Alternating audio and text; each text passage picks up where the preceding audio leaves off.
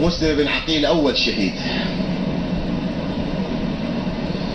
يصلون وراه 18,000 الجماعة، يكمل صلاة العشاء 2 يمشون وراه 3 4 معروف، يوصل الباب المسجد يريد واحد يدله على الطريق ما يحصل.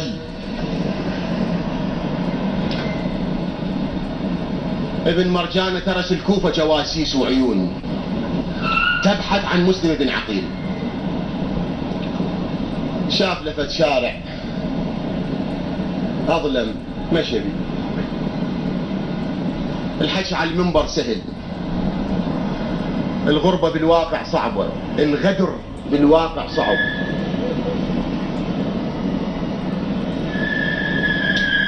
يريد له بس واحد يدله على الطريق، يقول له منا امشي، منا انا اكو كذا، مناك اكو كذا، منا خاف اكو ماكو. اهل ختل وغدر كما قالت السيدة زينب في خطبتها. وهذا تاريخ اعداء اهل البيت هالشكل، شيعة اهل البيت ما يسوون هالشكل، اعدائهم، هذا شغل اعداء. المهم شاف له مرة واقفة على باب دارها، بالله عليك رجل مثل مسلم، هسه انت الان فقيه من فقهائنا، يعني يقدر يشوف له مرة واقفة على باب دارها يسلم عليها ويقولها؟ صعبة، وايد صعبة. مسلم فقيه من فقهاء آل محمد، مسلم عزيز قوم، اخي ابن عمي، ثقتي ثقتي من اهل بيتي.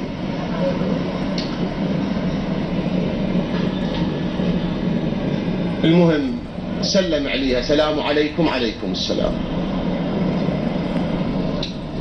بقى ساكت، يعني شي يقولها؟ انت قول لي يلا شي، انت الان تجرح على باب امرأة تقولها ضيفيني؟ مرة بالليل واقفة على باب دارها، شي يقولها يعني؟ والله حيرة كبيرة، بس الحكي شي والواقع شي اخر. قالت له يا رجل سلمت ردينا عليك السلام، ايش عندك واقف على باب داري؟ انا مرة والدنيا ليل، جيران عندي شي يقولون، ليش واقف؟ قالها أمة الله أنا عطشان، أنا ما أعرف أهل البيت شنو سرهم ويا العطش، ما أدري هذا العطش إيش عنده لازم بأهل البيت، ما أفهم إيش عنده وياهم، هالعطش هذا إيش عنده وياهم ما أعرف. وهاي ال3 أيام هم ما أعرف إيش عنده وياهم. الشيخ القرشي في كتابه عن موسى بن جعفر قروه يقول موسى بن جعفر بقى 3 أيام على جسر الرصافة، لا في بعباية ما حد يشيله، والجواد يقولون بقى 3 أيام على سطحنا، بس 3 أيام ولا العطش يصير مثل صار على الحسين. لا عطش الحسين يشبه عطش، ولا بقى على الارض شبه بقى، مثل الحسين ما صار ولا يصير ابدا. قال انا عطشان، قالت للعطشان يجيبوا له ماي، العرب عندهم طلبوا الماي مو عيب، الطعام عيب، تقول الواحد جوعان عند العرب عيب، ذله بيها، مو قضيه عيب، ذله، بس تقول له عطشان ما بيها شيء عند العرب. ولهذا ابو السجاد يوم العاشر كان يصيح ناصر.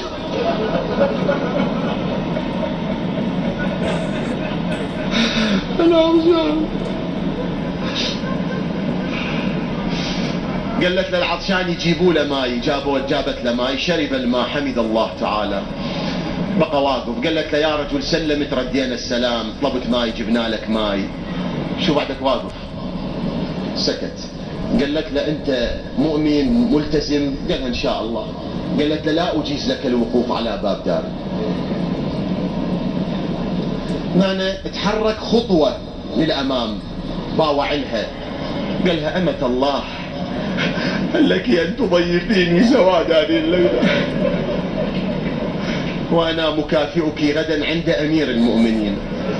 قالت له منو حتى تكافئني عند أمير المؤمنين؟ وش معنى أنا ضيفك؟ روح لأهلك عشيرتك خيضيفوك، هاي الكوفة عشاير ودواوين، وروح تشوف عشيرتك، المن تابع المن ترجع، روح لعشيرتك خيضيفوك. مرض ضيفك شنو معناها؟ روح العشيرتك لأهلك. يقل لها وعينه مستديرة لا أهل عندي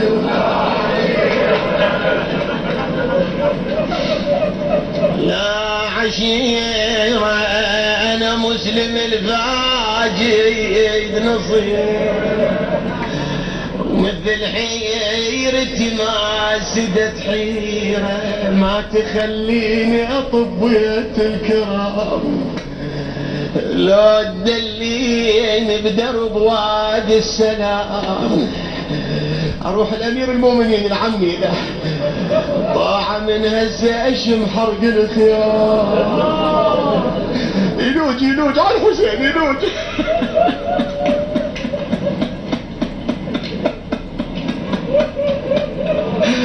حارق قلوب الناس هذا الحسين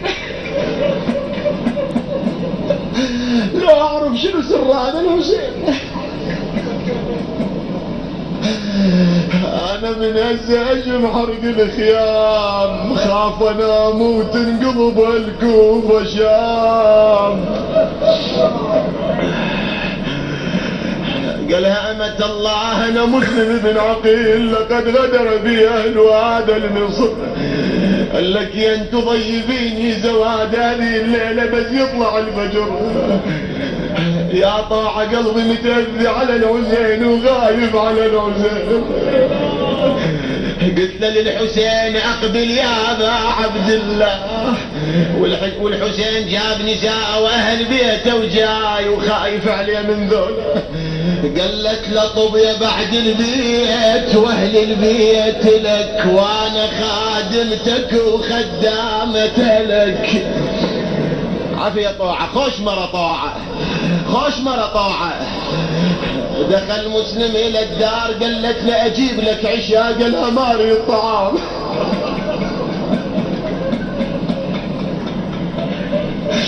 اريد ماي جدد وضوئي جابت له ماي قاعد ابنها شافها تكثر الدخول والخروج قال شكوش عندنا رادت تخفي الامر عنا ما قدرت قال الان ادخل للحجره اخذت منا عهود ومواثيق الفاجر وين العهود والمواثيق المهم قالت له لا تسود وجهي قدام علي بن ابي طالب ولك ضيفنا هذا استحي من الله خاف من الله ضيفنا هذا بس دارت وجهها راح البشاره امير مسلم في دارنا جائزة قريب صلاة الفجر جت طوعة قالت له ما رأيتك رقدت منذ البارحة ما استراحت قالها رقدت قليلا رأيت عمي أمير المؤمنين وهو يقول الوحى العجل يا مسلم وهذا اليوم آخر يوم من حياتي يا طاعة عندي لك وصية قالت له شنو قالها إذا جبني زبايا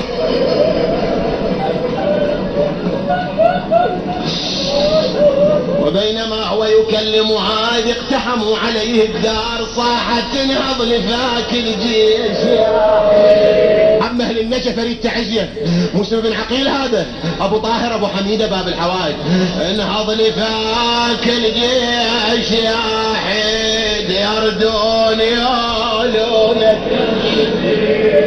انا اريد المراجل حيدر تعيد قله يا طاعة الشجعيني وبعمي حيدر تذكريني انا ما دام صمصامي لهلك بعون الله كل جمع يجيني قاتل قتال الابطال فاخرجهم من الدار اقسمت لا اقتل الا حرا وان رايت الموت شيئا مرا اخاف ان اخدع او اغرى كل امرئ يوما ملاق شرا قاتل قتال الابطال حتى نادى مناديهم المدد قال هم ارسلناكم الى واحد قالوا له بن عقيل هذا مسلم هذا نعم ايها الاحبه وبينما هو يقاتل الجماعه انقسموا عليه هذا يضربه بسيف ذاك يطعنه برمح هذا يرميه بسهم النساء على السطوح الذب عليه شعل مال نار الله اكبر وحيد غريب ضيفكم شبيكم شنو صار حتى النسوان ترمي بالنار الله اكبر ثم صنعوا له حفيرة، وبينما هو يقاتل إذ سقط فيها وسقط السيف من يده، فبكى مسلم عليه السلام.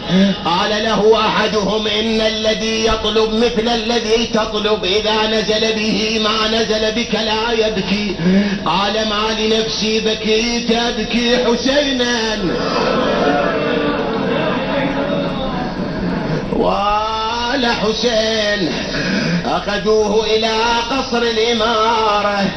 جرت شوفوا العطش، شوفوا العطش، راد يشرب ماء بباب القصر.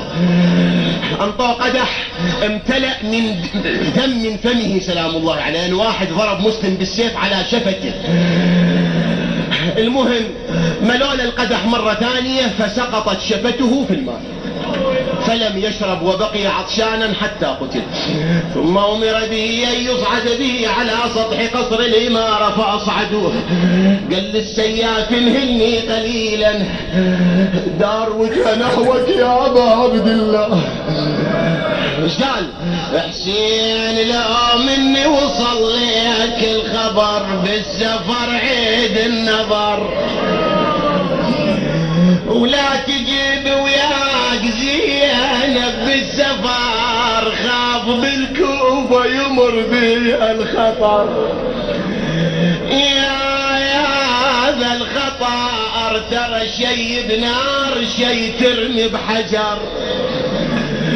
ثم أن السياف أهوى بسيفه على رقبة مسلم، رحم الله من نادى وسيدا. أيوا غريبا، وألحق جسده برأسه. المقدر قضى وشاعت أخبار، رماه القوم من قصر الإمارة، وان انشتل بعده وبقى الدار مظلمة ولا بعد واحد يصله. جابوا الحبال خلوهم رجين مسلم رجين هاني، قاموا يجروهم بالشوارع. المصيبة هنا، اللوعة هنا، الفاجعة هنا، الألم هنا، حرقة القلب هنا. بهالجثث بقت فترة من الزمن. بعدين عقب هذا طلعت مذحج عشيرة هاني. يقولون هاني كان من يطلع بالكوفة 8000 واحد يمشي وراء، اكو شيخ بتاريخ الدنيا يمشون وراء 8000. عقب هذا طلعت مذحج من الدور. اخ عليك، اخ عليك يا ابا عبد الله.